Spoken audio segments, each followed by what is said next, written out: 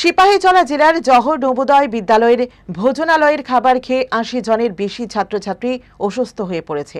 পেট ব্যথা, বমি ও ডায়রিয়ায় উপসর্গ নিয়ে তাঁদের টাকারজলা সামাজিক স্বাস্থ্য কেন্দ্রে ভর্তি করা হয়েছে।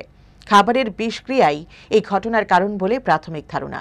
ঘটনার খবর পেয়ে সিপাহীজলা জেলার জেলাশাসক সিদ্ধার্থ শিব জসওয়াল ঘটনাস্থল পরিদর্শন করেন।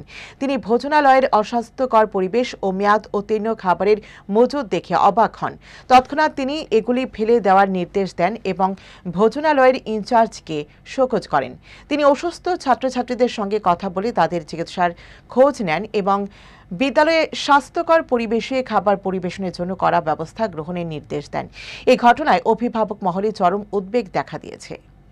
ফুড পয়জনিং খানা ব্রক মিয়া তামো কাইসে চামান পরে থেকে ন কাইসা ভাইমনি ভাইও চামান পরে থেকে ভাইম খাতা খরবসে ফাইমনে চেরাইর মিয়া হর ফাইকা 49 জনা তিনি ফাইকা 26 তাই প্লাস দং লেখা তামো ততে কইজগলে প্রায় 100 জন কাছাকাছি খা হাগা এমনে তো আছে কোন সিরিয়াস কিনা না লাইর আছে কোন সিরিয়াস নরমাল না যত স্টেবল না।